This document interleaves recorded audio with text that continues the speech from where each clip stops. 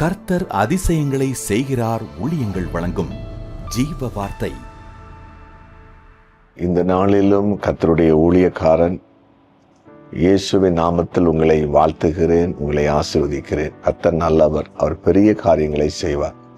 நீங்கள் கர்த்தரால் ஆசீர்வதிக்கப்படுவீர்கள். கர்த்தரை தேடுவோருக்கு ஒரு நன்மையும் குறைபடாது. கேளுங்கள் அப்போது கொடுக்கப்படும் சொல்லியிருக்கிறார். கண்டிப்பாக கேட்கிறவங்களுக்கு அவர் கொடுப்பார், நன்மையான காரியங்களை செய்வார். தினமும் வேத வாசிங்க, தினமும் செபிங்க, இயேசுப்பட அற்புதத்தை பார்ப்பீங்க. இந்த நாள் ஜீவத்துக்கான வசனம் 24வது சங்கீதம் 6வது வசனம். இதுவே அவரை தேடி விசாரித்து அவருடைய சமூகத்தை நாடுகிற யாக்கோபு எனும் சந்ததி. தேவனுடைய சமூகத்தை நாடுகிறது, கர்த்தருடைய சமூகத்தை நாடுகிற ஒரு அனுபவம். தேவனுடைய சமூகத்தை நம்ம நாடணும், தேவனுடைய சமூகத்தை விரும்பணும், தேவனுடைய சமூகத்துக்கு போகணும் அப்படின்னு ஒரு எண்ணம் நமக்கு உருவாகணும். அது முக்கியமான காரியம். நம்ம ஆண்டவரை ஆராதிக்கணும்னு நினைச்சாதான் ஆராதிக்க முடியும். வேதத்தை வாசிக்கணும்னு நினைச்சாதான் வாசிக்க முடியும். நம்ம ஜெபிக்கணும்னு நினைச்சாதான் ஜெபிக்க முடியும். சரி, அப்படி நல்லதை நினைக்கிறதே இல்லை, அதற்கு முயற்சி எடுக்கிறதே இல்லை. நம்ம நினைக்கணும், அப்புறம் முயற்சி எடுத்தாதான் வர முடியும். அது நீங்கள் ஒருபோதும் மறந்துடக்கூடாது. அப்போ இன்னைக்கு அநேகர் தேவ சமூகத்தை நாடுறதில்லை, உலகத்துக்குள்ளேயே போயிட்டு இருக்காங்க. முடிவு பரிதாபம்.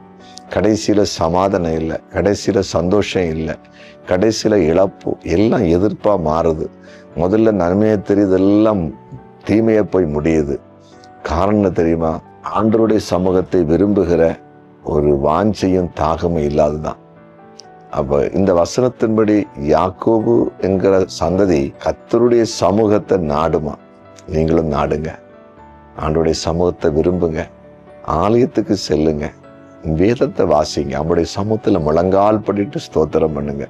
சரி, அவருடைய சமூகத்தில் அமர்ந்துருங்க, காத்திருங்க. கர்த்தருக்கு காத்திருக்கிறவர்களோ கழுகளை போல செட்டில் அடித்து உயர பறப்பார்கள். ஒப்பு கொடுப்போம், ஜெபிப்போமா? ஜெபிப்போம். ஆண்டவரே, உம்முடைய சமூகத்தை நாடுகிறவர்களாய் ஒவ்வொருவரையும் மாற்றும். உம்முடைய சமூகத்தை விரும்புகிறவர்களாய் மாற்றும். உம்முடைய சமூகத்தில் போய் உம்மை மகிமைப்படுத்துகிறவர்களாய் மாற்றும்.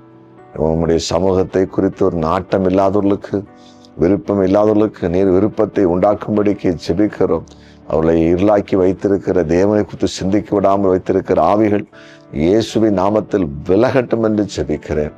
நீ ஜெபத்தை கேட்டு நன்றி. ஆண்டவரே, குறிப்பாக இன்றைக்கு பிறநாளை காண்கிற அனைவரையும் ஆசீர்வதித்து ஜெபிக்கிறேன். அப்பா, திருநாளை காண்கிற எல்லாரையும் ஆசீர்வதித்து ஜெபிக்கிறேன். உங்களுடைய பிள்ளைகள் ஆசீர்வாதமா இருக்கட்டும். முதியோர்களை கண்ணோக்கி பாரும், சிறு பிள்ளைகளை கண்ணோக்கி பாரும். எல்லாரையும் ஆசீர்வதிப்பீராக. ஆண்டவரை, வியாதிப்பட்ட எல்லாரையும் சுகமாக்குற நன்றி.